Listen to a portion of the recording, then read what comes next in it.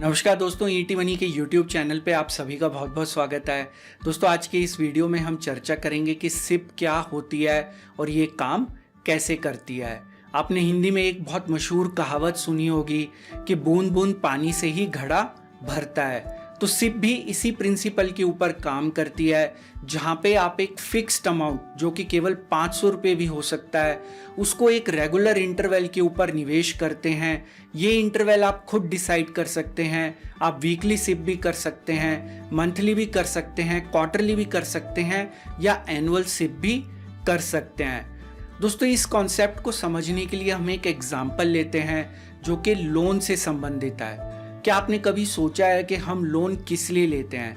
जब हमें घर लेना होता है या गाड़ी लेनी होती है तो वहाँ पे हम लोन की सहायता लेते हैं। उसके पीछे कारण ये है कि हम एक बहुत बड़ा अमाउंट सेव नहीं कर पाते, लेकिन लोन लेने के बाद जो हमारी ईएमआई फिक्स्ड होती है या जो भी किस्त हमें देनी पड़ती है वो हम बहुत आसानी से पे कर पाते हैं, क्योंकि वो जो अमाउंट होता है दोस्तों वो काफी कम अमाउंट होता है, लेकिन वहां पे हमें लोन के ऊपर इंटरेस्ट भी देना पड़ता है। तो यहाँ पे आप सिप और लोन के अंदर अंतर देखिए। लोन के अंदर आपको इंटरेस्ट पे करना पड़ता है, लेकिन सिप के द्वारा आप हाई रिटर्न्स जनरेट कर सकते हैं और वहां पे आप एक बहुत बड़े अमाउंट को सेव भी कर सकते हैं। आप सिप के द्वारा किसी भी प्रकार के म्यूचुअल फंड के अंदर निवेश कर सकते हैं और लंबी अवधि के दौरान वेल्थ क्रिएट कर सकते हैं। यहाँ पे रिटर्न जनरेट करना और वेल्थ क्रिएट करना दो अलग अलग बातें होती हैं। रिटर्न जनरेट करना होता है जैसे कि हम फिक्स डिपॉजिट में निवेश करते हैं तो वहाँ पे हम केवल रिटर्न जनरेट कर रहे हैं, लेकिन अगर आपको वेल्थ क्रिएट करनी है तो वहाँ पे आप सिप के द्वारा निवेश कर सकते हैं। और दोस्तों ये जो अमाउंट है ये ऑटोमेटिकली आपके बैंक अकाउंट में से डिडक्ट हो जाएगा जो भी इंटरवल आप चूज करेंगे।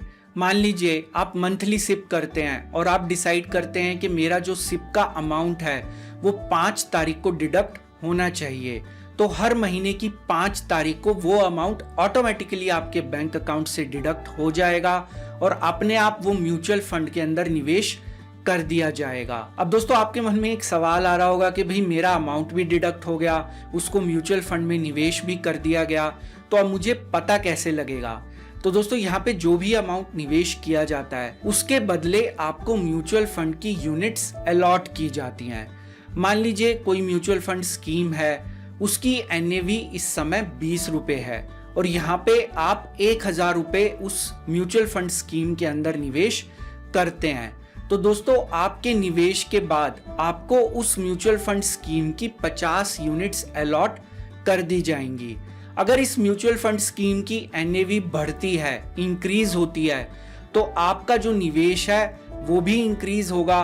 तो मान लीजिए 1 साल बाद इस म्यूचुअल फंड स्कीम की एनएवी 30 रुपए हो जाती है, तो जो आपकी 50 यूनिट्स हैं जिनको आपने 1000 रुपए में खरीदा था, अब उनकी वैल्यू 1500 रुपए होगी। तो दोस्तों इस तरीके से आपका पैसा जो है वो ग्रो होता है। इससे आप एक वेल्थ क्रिएट करते हैं, ना कि रिटर्न जनरेट कर रहे हैं। तो दोस्तों निवेशक के तौर पे आपके मन में अब सबसे पहला सवाल आ रहा होगा कि मैं सिप में निवेश क्यों करूं? तो यहाँ पे सबसे पहला फायदा जो है वो ये है दोस्तों कि जब भी आप किसी म्यूचुअल फंड स्कीम में निवेश करते हैं तो सिप के द्वारा आपकी जो कॉस्ट है आप उसको एवरेज आउट कर सकते हैं।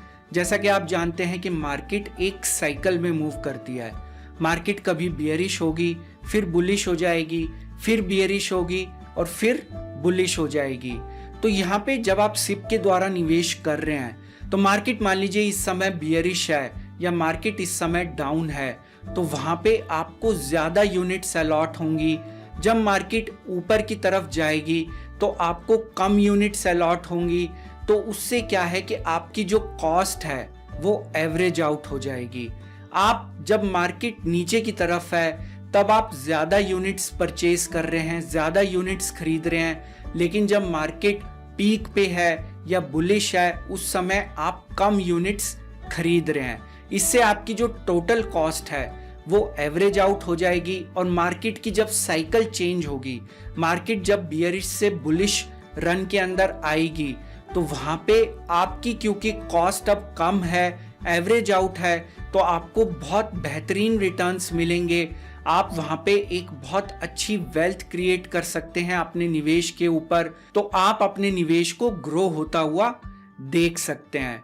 तो दोस्तों, मार्केट क्योंकि एक साइकिल के अंदर मूव करती है, इसलिए मार्केट के अप्स एंड डाउन्स के बारे में आपको ज़्यादा चिंता करने की आवश्यकता नहीं है अगर आप सिप के द्वारा निवेश करते हैं, क्योंकि सिप के द्वारा आपकी जो कॉस्ट है वो एवरेज आउट हो जाएगी और आपको वहां पे बेहतरीन रिटर्न्स मिलेंगे। दोस्तों, यहाँ पे दूसरा फायदा है पावर ऑफ कंपाउंडिंग।